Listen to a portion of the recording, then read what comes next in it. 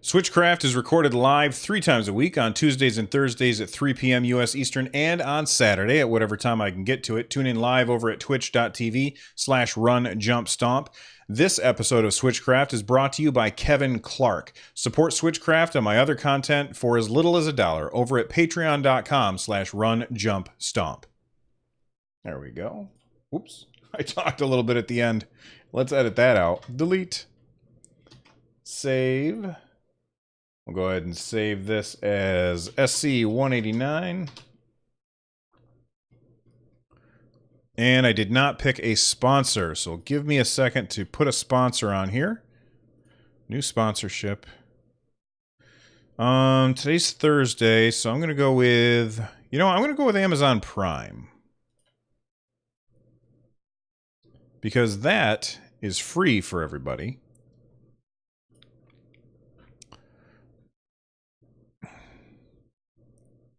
All right.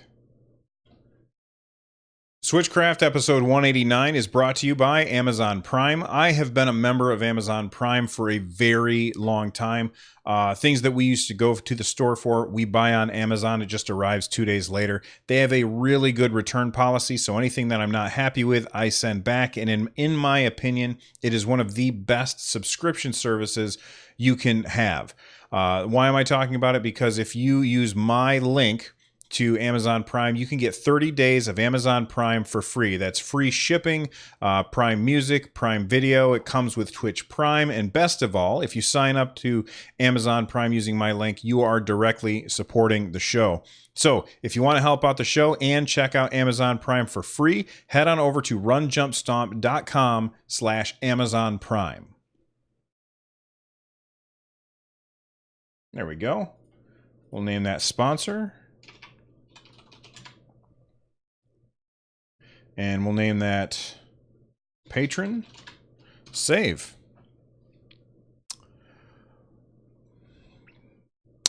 Steam Worlds is on sale again. Oh my god, that game is so good. I agree with Rez. The Steam World games are fantastic, and I wish I had time to play more of Steam World Heist, because I didn't finish that game, but I just haven't had time for it. Yeah, I played a little bit of SteamWorld Dig 1, but I never finished it before SteamWorld Dig 2 came out. And SteamWorld Dig 2 is so good. All right, let me just make sure that I've got my scene set up correctly. There we go. All right. Okay, the first story for today is about something that I said that Nintendo should have done way back in January of 2017 when they first unveiled the price of the Nintendo Switch. Now, we'll go back in time a little bit and talk about this. Nintendo had told us what the Switch was called, and then they didn't say anything about it for, let's see, from October until January. And I believe it was the end of January, I could be wrong about that. Maybe it was like January 10th. I'm not sure. But anyway, Nintendo they showed us the basics of what the Switch was. They told us that it was going to be called the Switch. They showed us that you could go to the park and walk your dog while playing Zelda, or you could be Karen and go over to a rooftop party and bring your Switch. And everybody said, well, that's stupid. No one's going to do that. And then we all did that stuff. So first off, we didn't know how much it was going to be, and a lot of people were speculating that the price of the Nintendo Switch was going to be around $250. Some people were even speculating that it would be $199. And because of that speculation, a lot of people bought into it, and a lot of people they convinced themselves that Nintendo was going to sell this console for $200 or $250 at the most. So in January, when Nintendo said, here's what you're getting, these are the specs of the system, and it's going to cost $299, there was some backlash against Nintendo for that. Now, one of the things that I said when they first unveiled the price was, I thought that for the tech that is packed into the Joy-Cons and what you're getting with the Nintendo Switch, I felt like it was a fair price, and I said that before having ever touched the Nintendo Switch, And after owning one myself, I completely stand by my statement that it continues to be definitely worth the $300. But I made a video back in January, kind of talking about January of last year, by the way, talking about how Nintendo could charge less for the Nintendo Switch and make more money. And in order to do that, what they would have to do is sell a version of the Nintendo Switch, basically make two versions of the Switch. One version which is called the TV version, and one version which is called the handheld version. And the only real difference between the two is the handheld version wouldn't come with a dock. And I figured they could probably sell that at $250. And then anybody who bought that version of the Switch, the handheld version of the Switch, or the base system, they would have the Switch, and then if they wanted to upgrade to the TV version, then they could get the dock, and the dock costs $90. So Nintendo would actually, on that sale, be making, I think, $240, which is more, or I'm sorry, $340, which is more than Nintendo was charging for the base system. So that kind of gives people options as to what it is that they want to buy. And, you know, Nintendo didn't do exactly this. Or actually, I think instead of $250, I think I said $220, which is much lower. But so instead of making $340, I think that they would have made $310 or something like that. So eventually, Nintendo must have listened to that video or something, which I doubt. But if they did, then you guys can thank me for this. Nintendo is now currently only in Japan. They are selling dockless Switch consoles. So a Switch console without the dock. Now, what does it come with? Well, it comes with everything that you normally get, except for the dock and except for the AC adapter. Now, how much do you pay for this? Well, again, like I said, this is in Japan, and they've priced it in yen at 26,978 yen, which translates roughly to $244, which is about $50. And that's about $49 or about $50 less than what the system sells for in Japan with the dock, which is 32,378 yen, which equates to roughly $293. This is without the dock and without the AC adapter. And that's what I want to talk about real quick. I want to talk about the AC adapter. And by the way, the video that I talked about, you can check out a link to that video in the show notes. It's it just right in the show notes, it'll take you there. But the idea that there's no AC adapter that's not great. However, Nintendo's done this before, so I guess we really shouldn't be too surprised. When they brought out the new Nintendo 3DS XL, the one that had the little C-stick, basically, the one that had a little more power, and the one that had the ability to track your eyes so that if you were off axis with the middle of the screen, it could shift the 3D effect a little bit, which was awesome, by the way. They shipped that system without a power cord in order to cut down on costs. And I can understand why Nintendo would want to do that. And my only real problem with that at the time was the fact that Nintendo 3DS uses a proprietary power cord, which I think is really, really scummy way to save money by having your device ship without a power cord and using a proprietary power cord, so then people would have to turn around and buy a power cord from you. The difference here, and the reason that I don't mind the fact that there's no power cord with this version of the Switch, is because the Switch uses USB-C. And USB-C is not proprietary, and a lot of people have USB-C cables running around, USB-C chargers running around. And because they have these chargers laying around, having one more is only going to add to another pile of wires that gets thrown in a bag somewhere and ignored. So this makes perfect sense for them to do this, especially because Nintendo is marketing this to the public, currently only in Japan, but they're marketing this to the public as this is the system that you want. They're not marketing it the way that I would market it. I would market it as this is the handheld version, which you can upgrade to the TV version later. Nintendo is saying, hey, if you already have a Switch, here is another Switch where you already have a dock, you already have a power adapter. You don't need to have another one. You can just swap them out when you're done.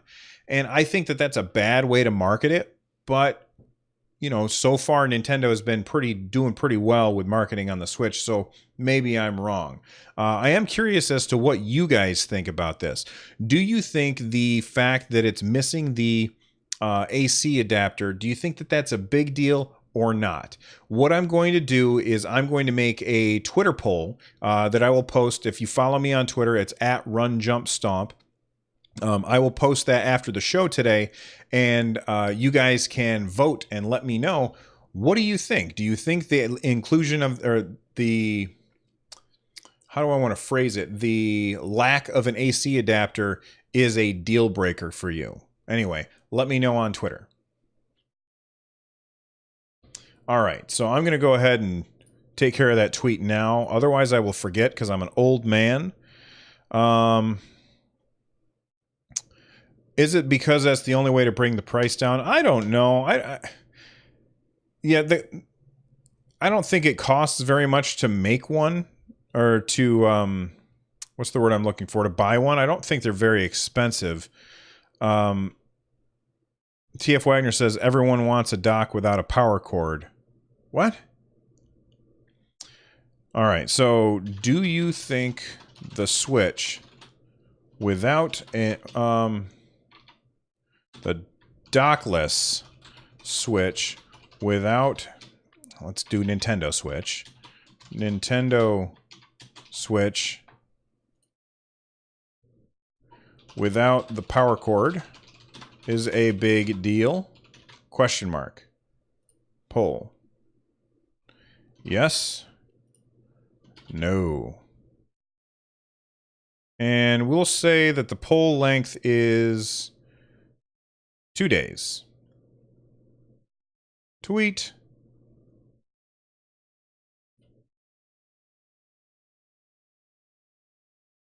All right. If I'm dropping a bunch of frames right now, sorry about that. And let me grab that tweet and I will drop it in chat for you guys. There you go. You guys can let me know what you think.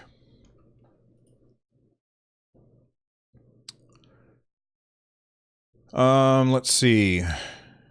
Oh, you know what? Speaking of polls, where is it?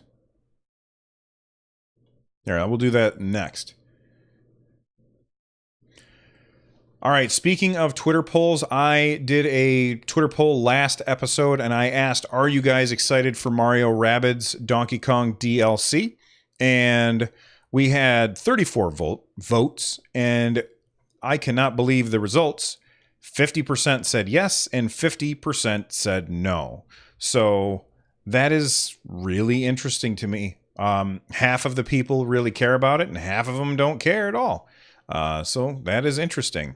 Anyway, and we've got one right now with 2 votes on the dockless Nintendo Switch poll. 100% think it's a big deal. So I guess I must be in the minority here.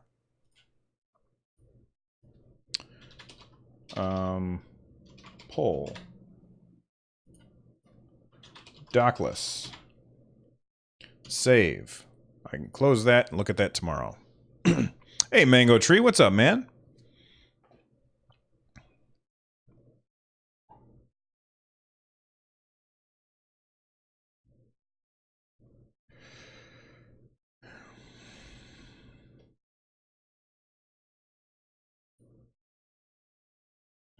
Now, hold on a sec. Where is my story about Resident Evil?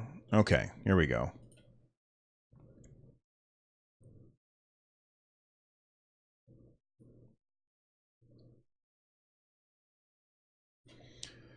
Okay, I actually forgot to talk about this. I made a post on my website, runjumpstomp.com, on the 21st, and I've done a podcast since then, but I forgot to talk about this. I didn't add this to the show notes because sometimes I'm just a dummy, and that is the whole Resident Evil Cloud version. So for those of you that didn't know, we already have a couple of Resident Evil games on the Nintendo Switch. And now we're going to get another one. The next game in the series is Resident Evil 7 that is going to be coming to the Nintendo Switch, sorry. And I know what you're thinking. That game has some pretty decent graphics. The fact that it looks the way it does means bringing it to the Switch seems to be pretty crazy. How are they going to port a game like that to the Switch? Well, they're not. They're going to run it on a server and rent that game to you. And this is not actually the first game to come to the Nintendo Switch that way.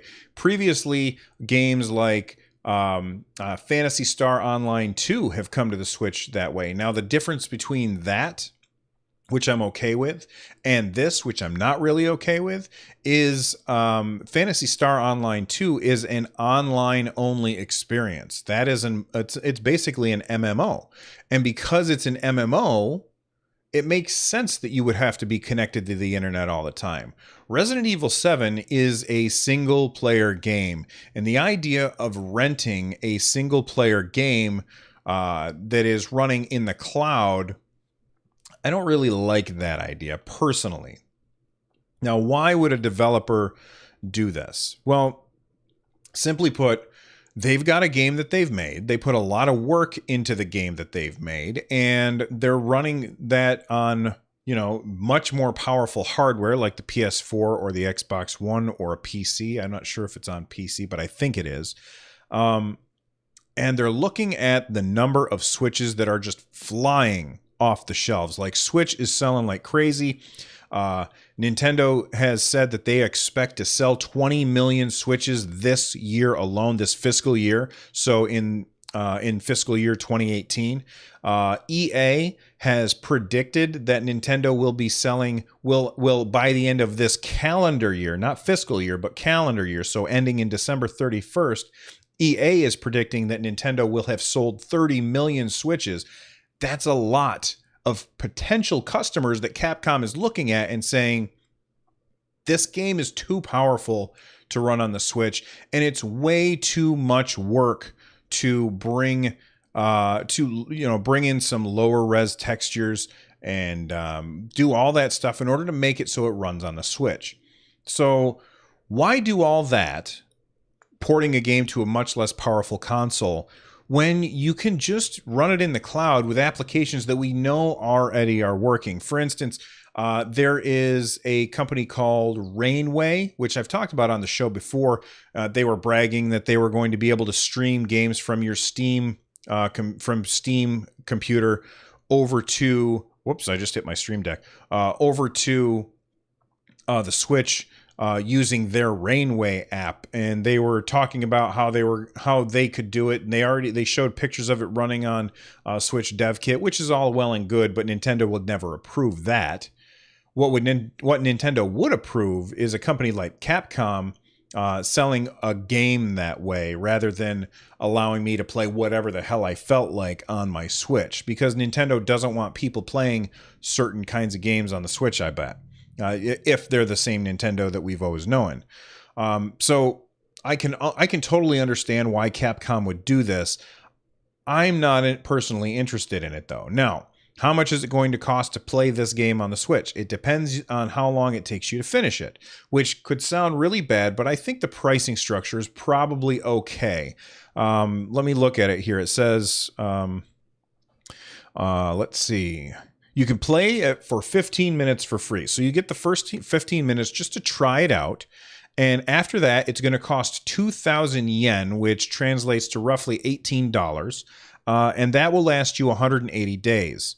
Now, if you don't finish in that 180 days and you don't re-up your subscription, I've heard, and I don't know this for sure, that the save game gets deleted.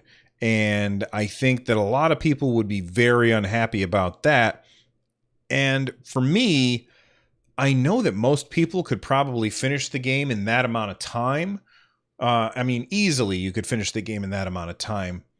But the idea that I feel like I'm being forced to finish it in that amount of time is just a kind of a big turnoff for me.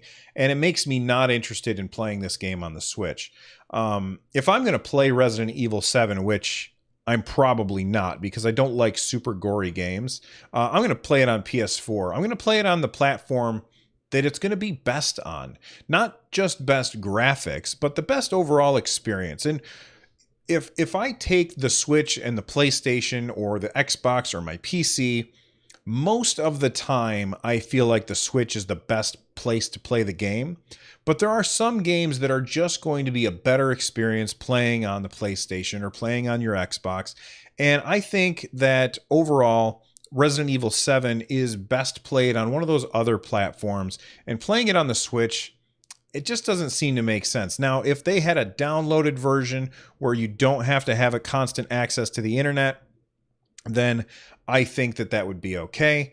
But as it is now, I'm not ready for. I don't think that this is really a good idea. Res TV in chat says keep extra pants handy for changing into if you're playing that.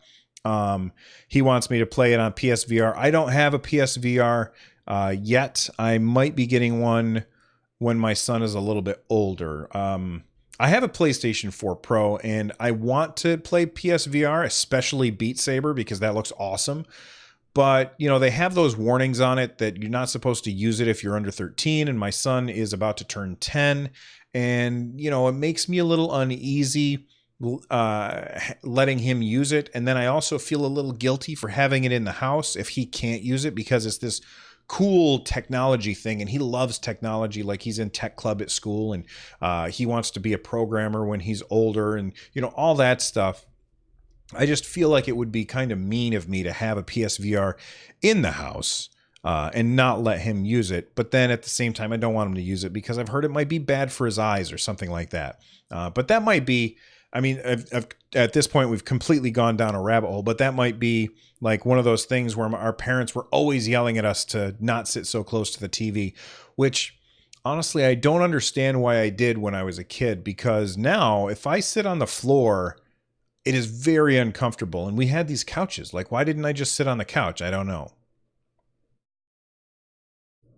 There we go. There's Resident Evil. Resident Evil 7. I can't believe I forgot to talk about that. Jebro has a Vive. It is so tiring. Tiring for your eyes or just like the moving around?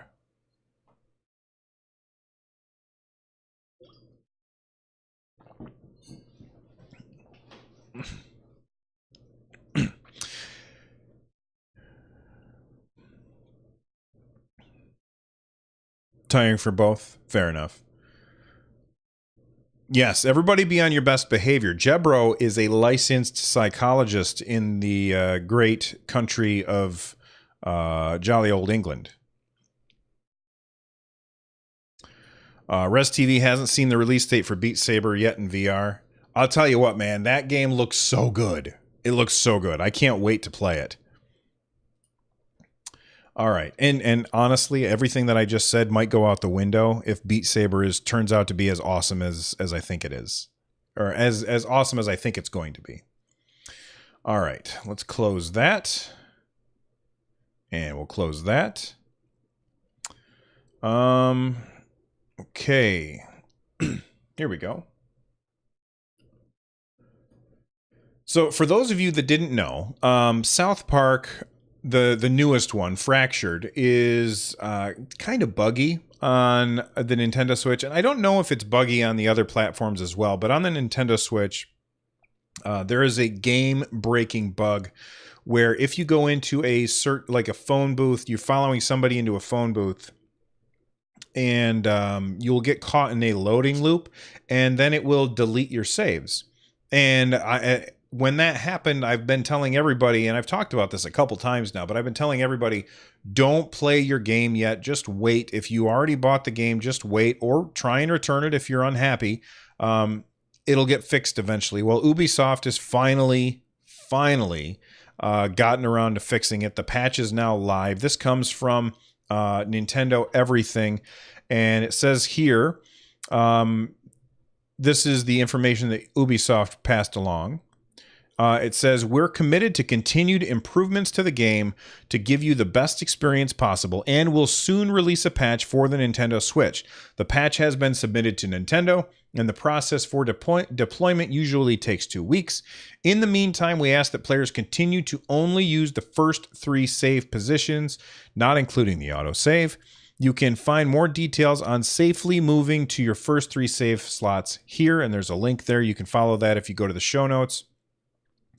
They also said that, so now I'm not going to read the rest of the patch notes, but I guess the patch is now out today, and people who had already experienced that bug, their saves, like this is as per like people posting on Reddit, their saves are back. So people are getting their saves back. They weren't actually deleted. They were just hidden from the user, so the user couldn't actually load them. So I guess that now that that bug has been fixed, people are probably going to be a lot more happy. Super 80s says, South Park is fun. I am enjoying it. He also says it's the fake T-Mobile store. So I guess it's not a phone booth. It's a T-Mobile store. I guess that makes sense. Pudding is reminding me, don't forget to floss. I went to the dentist yesterday and they said, your teeth are great, but you need to floss more. So there you go. Let's see. Link 31254 has been waiting ever since I announced that that patch issue. He has been waiting to finish playing his game, so now he's going to be getting back to it. Triforce Sword wants to know how to donate to the channel. If you're watching this on Twitch, you just scroll down, and on the bottom, or actually really close to the top, I think there's a blue thing that says you can support the channel or something like that. And thank you very much, Triforce Sword. I appreciate it. Mikey be playing Triforce Sword already subscribes. All right, so we'll call that South Park. Save.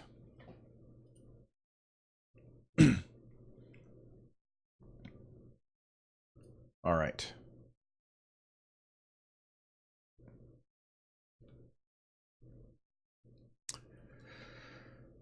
Yep, there's also the Patreon. There's a lot of ways. If you're looking for ways to support the show, all you got to do is head on over to runjumpstomp.com/thank-you.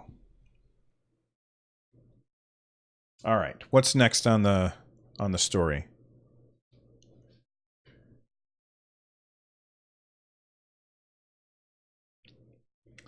Let me think. Let me think here.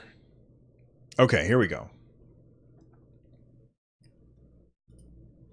So with the Wii and the Wii U, we had like little avatars called Miis, and those were, they were actually pretty fun. They were based on like, I guess, some kind of doll over in Japan that has no arms and no legs, and they were really fun. They didn't have a lot of detail, but Nintendo had done a really great job with the options, and you could pretty much make a face that really represented you in a very good way. In fact, Nintendo even had like these contests, and there was a whole channel where you could, on the Wii, where you could have like they would say, make Mario, and everybody would try and make Mario, and then people would vote on which Mario they thought was the best Mario out of all the Miis. And when they brought the Switch out, they kind of left the Miis behind. I mean, they're there a little bit. You can have one as your avatar, like on the channel page, or not channel page, on the on like the home screen of the Switch. And I really I like that. I think it's cool, but because there's no real games to play with them, they've kind of fallen out of people really don't pay attention to them anymore. And the only two places, or actually the only place I can personally think of where you can use a Mii is in Mario Kart, where you can, they have that Mii as a character. It looks like you, and it's wearing different outfits based on what amiibo that you used or something like that. Like the Pac-Man, if you use the Pac-Man amiibo, then the helmet that your Mii wears has like a Pac-Man on the back of it, gobbling up dots as you go. It's really cool. But for the most part, Miis have been forgotten. Now, there's a reason why I'm talking about this, and that is apparently you are going to be able to make Miis on your computer, And let me just paste that. If you go to studio.me.nintendo.com, that's the Nintendo, or the Me Studio. You can now work on your Miis without having the Switch. And this makes me wonder if there's going to be something coming out at E3 or something mentioned later this year from Nintendo that features the Miis again in a way that hasn't been with the Switch up so far. So I'm very curious as to why they would suddenly bring this back, because you can still edit your Mii on the Switch. It's just not really used for anything. But I'm curious as to what you guys think. Why don't you let me know by emailing me, runjumpstomp@gmail.com, or you can get a hold of me on Twitter at runjumpstomp, or you can call and leave a voicemail at 260-RUN-JUMP. That's 260-786-5867. There we go. I'm actually happy to get rid of the Miis. I don't care about them.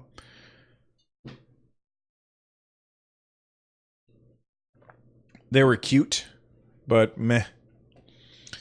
Ken Legacy wants to know, any thoughts on ARMS in 2018? It's notably absent from the E3 championships this year. I also haven't seen DLC a while for it. Is it on its way out? Okay, so you're not going to see any more DLC from ARMS. Mr. Yabuki, who's in charge of the ARMS team, he was also in charge of Mario Kart 8 and 8 Deluxe for the Switch. He said that as of now, they're done I don't want to say supporting it. They're done making new content for it. It is now content complete. And from here on out, all they will do is balance changes and bug fixes. So hopefully that answers your question, Ken Legacy. It's still an awesome game, though. And every time I boot it up, I can easily find a match and I have fun with it. It's a great fighting game.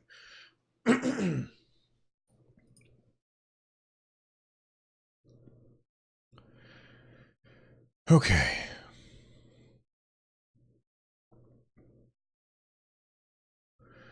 All right, one more story that is going to be really, really fast, and then a video that I want you guys to check out if you don't mind. The story is that Psyonix is bringing brand new maps to Rocket League. This one is at a beach, and it looks really cool.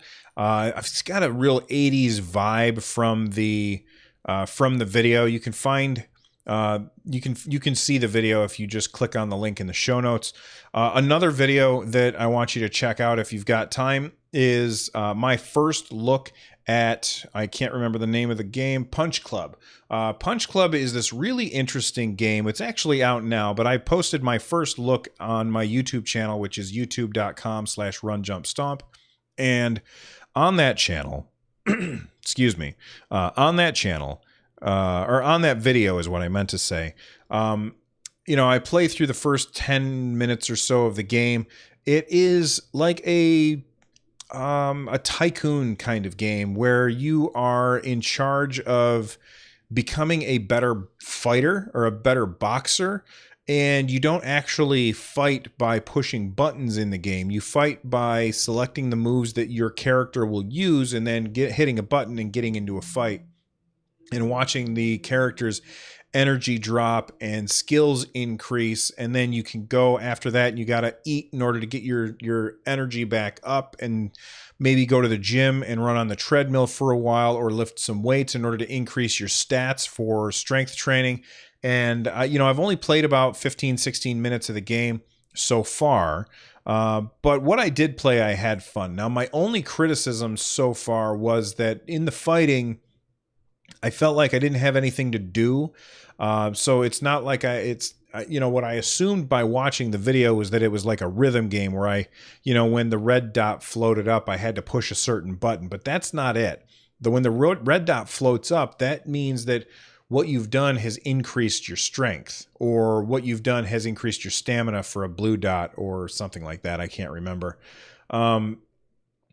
I think that the game looks like it could be a lot of fun, and it's definitely the type of game that would work well on a portable platform. And because of that, I'm definitely going to be checking out the game some more.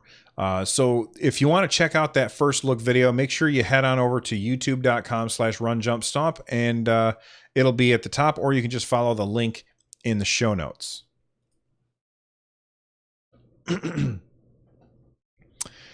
Yeah, kind of like The Sims, but I don't know. The Sims just seemed dumb to me. See you later, Jebro. Thanks for coming by, man.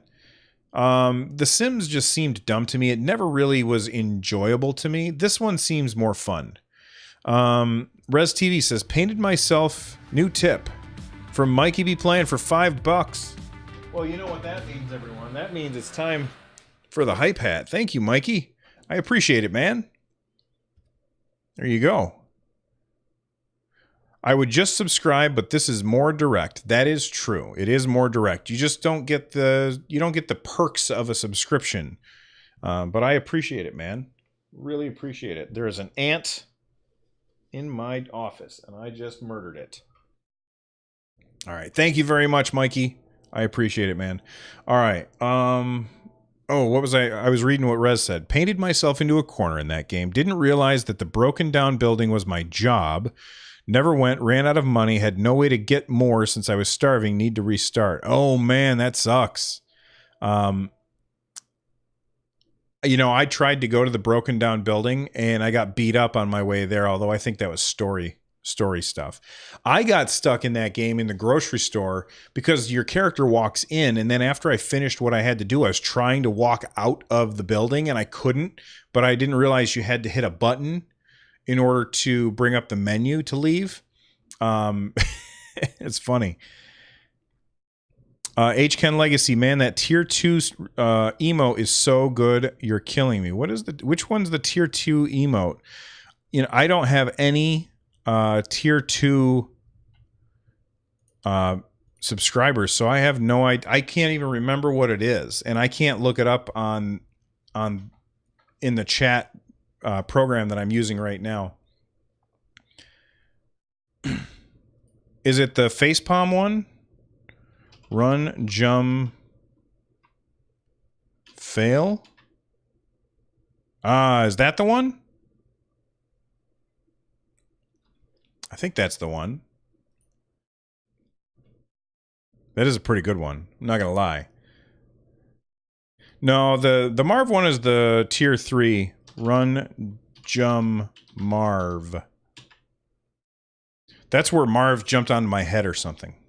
With like hearts in his eyes because he's in love with whatever's on the screen or something. All right.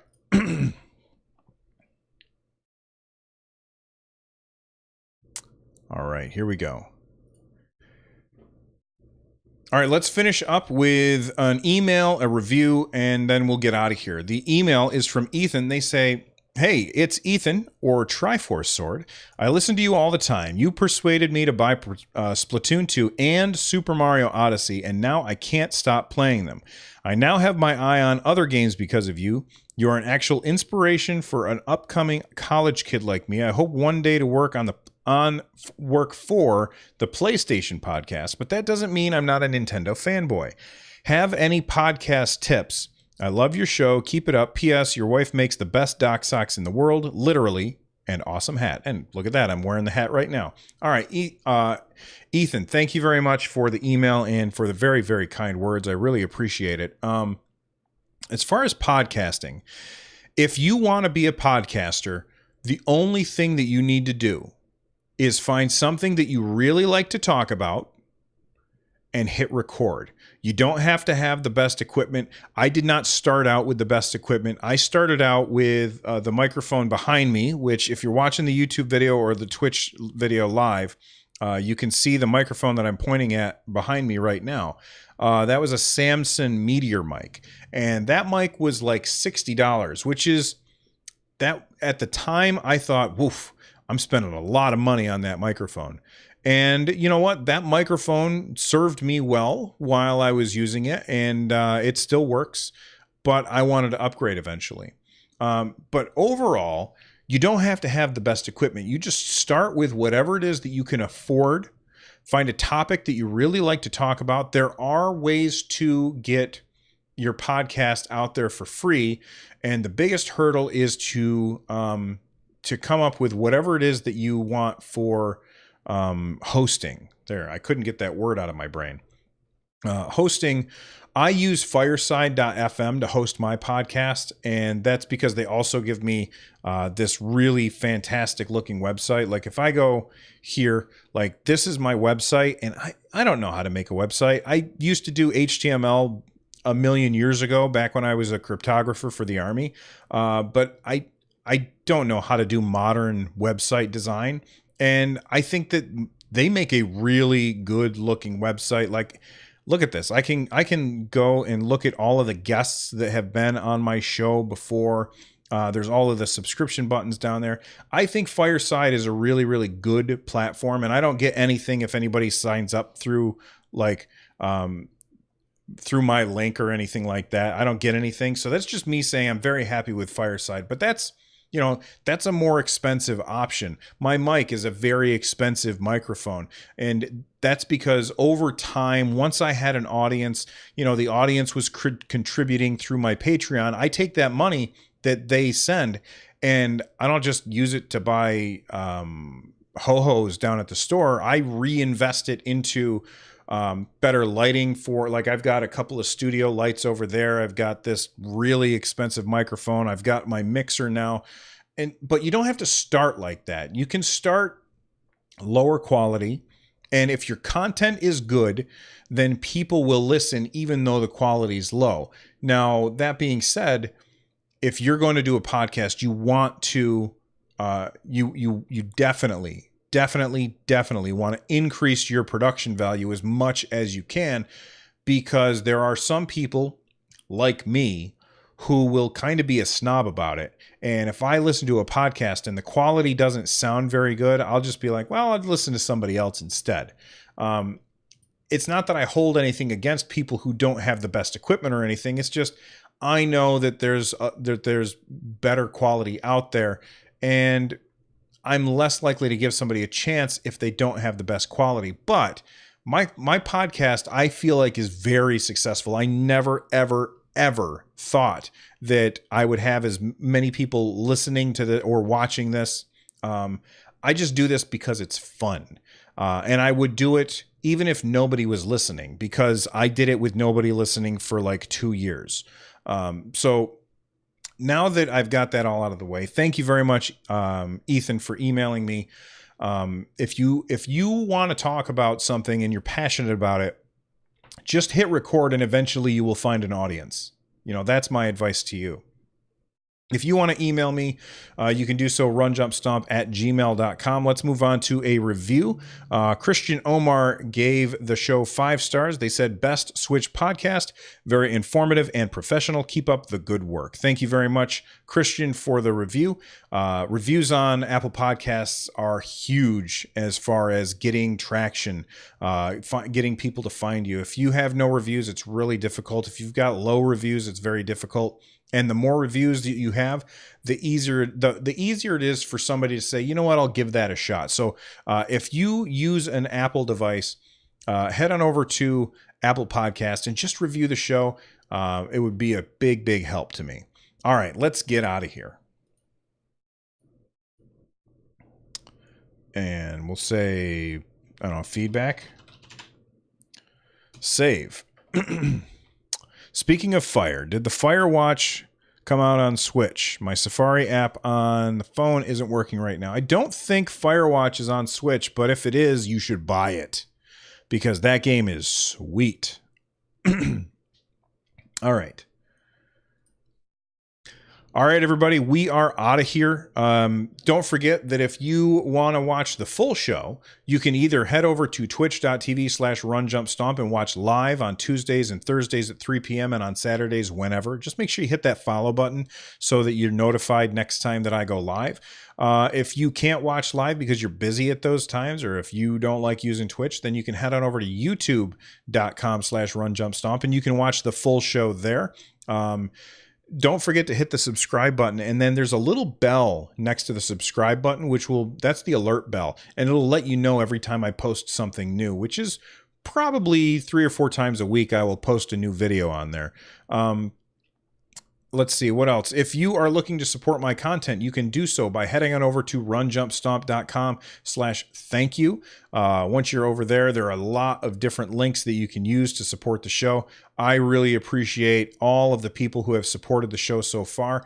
And this show would not be the same without the live chatters. So I'm going to read you their names right now. These are awesome people who hang out with me every time that I'm live, just about. We've got Adisul6, Awate86, Kano, Link31254, Mikey B playing, Fisto, Pudding, Retro Underground, Res TV, Slow Cool, Super 80s, TF Wagner, The Casual Cleric. You guys are awesome. I will see you all next time. Make sure you check out Tom Winter and Noteblock. It's their music that you hear on the audio version of this. Stay awesome. Bye-bye. And YouTube, thank you very much for watching over at YouTube. I'm out of here. I'll see you guys next time as well.